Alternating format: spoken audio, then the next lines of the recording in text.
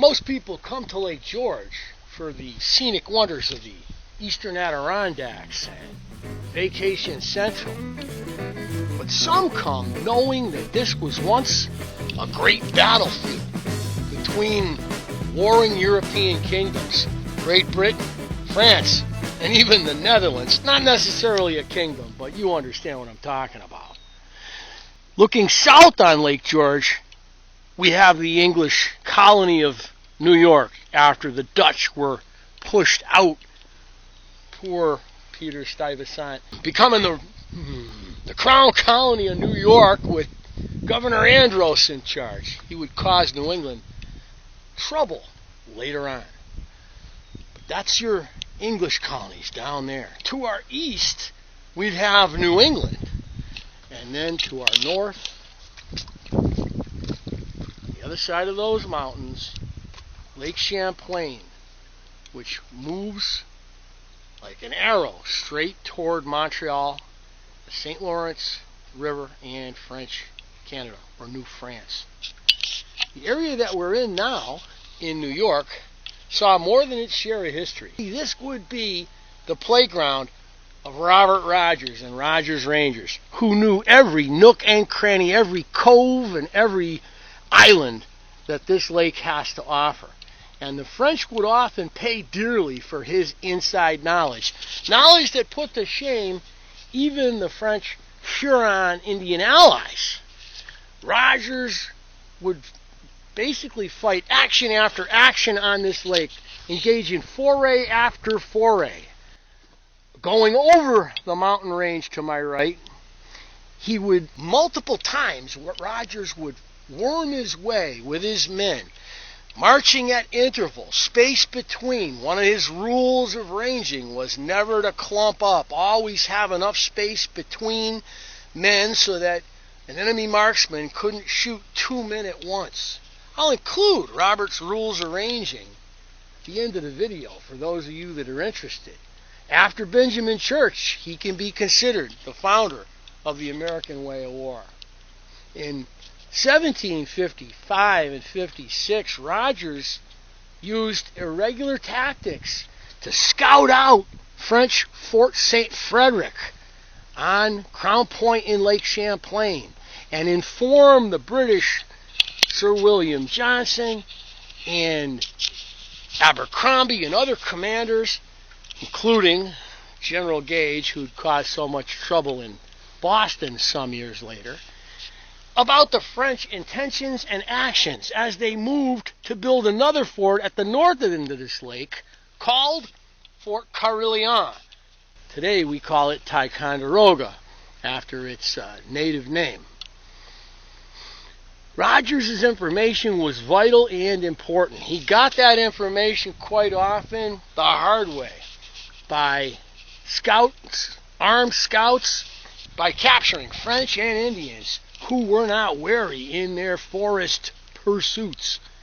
Rogers would bring them back to Glens Falls, where Fort Edward was located then, for interrogation, where he would find out as much as he could about the French intentions.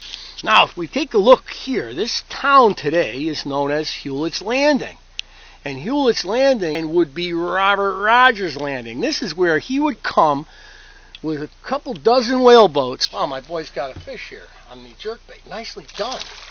And he chose whaleboats as his method of travel. And he would take those whaleboats. Can you imagine carrying whaleboats up the mountain pass we're looking at and then down to Lake Champlain on the other side? It's one of the great marches in colonial history.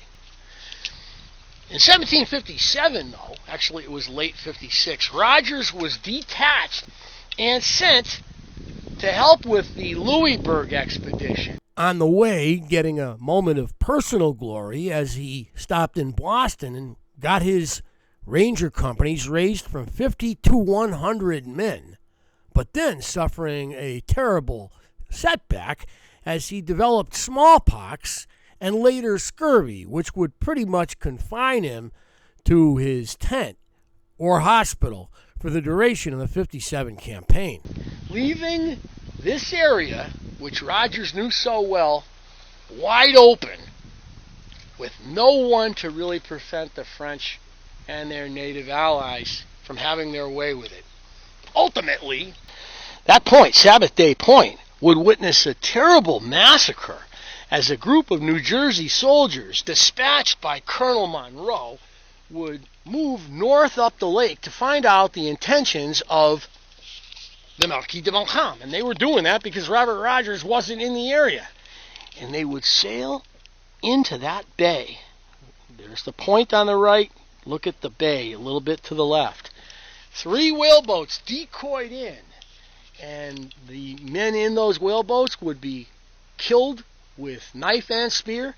And the whaleboats pulled ashore by French and their native allies, Ottawa, Ojibwe, Sac and Fox, Neutral, Tobacco, Illini, the native people of the Great Lakes.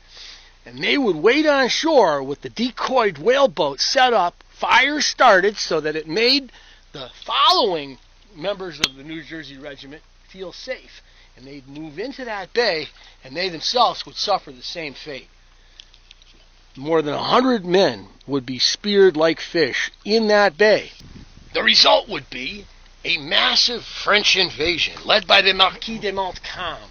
And ultimately, Fort William Henry and the British garrison there would pay dearly, resulting when it surrendered in the largest massacre of British troops and citizens in the history of the Northeast. Rogers' inside information and scouting ability would have been real. And you know, you think about it in history, what ifs, what ifs, what ifs. What if Robert Rogers had been with the British in 1757 here at Lake George?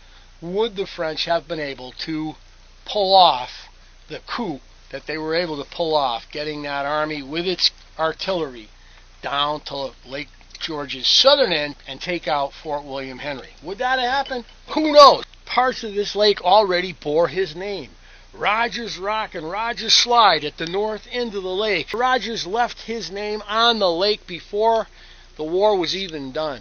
In 1758, Robert Rogers would be part of the Abercrombie expedition. Can you imagine the sight that we would be seeing if we were here in 1758 watching Abercrombie's hundreds of bateaus and whaleboats moving up the lake toward Ticonderoga at the northern end?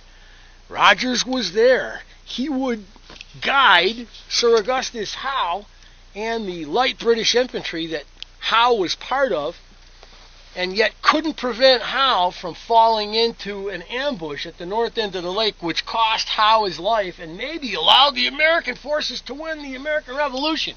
Because anybody that knows about the career of Sir Augustus Howe knows that this guy was, of the 3 Howe brothers, clearly the most talented in the ways of the wilderness and in dealing with the colonial militia. Rogers wasn't able to save his life, and he wasn't able to prevent the Abercrombie expedition from being nearly destroyed in their nearly suicidal attacks on the abatis at Fort Ticonderoga, which cost more than 2,000 lives. An unbelievable act of foolishness by Abercrombie in the howling wilderness of North America. So Rogers leaves behind on Lake George and Lake Champlain, the whole North Country here, a tremendous name and a tremendous memory. He gives us the second addition or installation to the American way of war, giving America's special forces and irregulars a pattern by which to conduct their activities and actions for years and years to come, and unto this very day.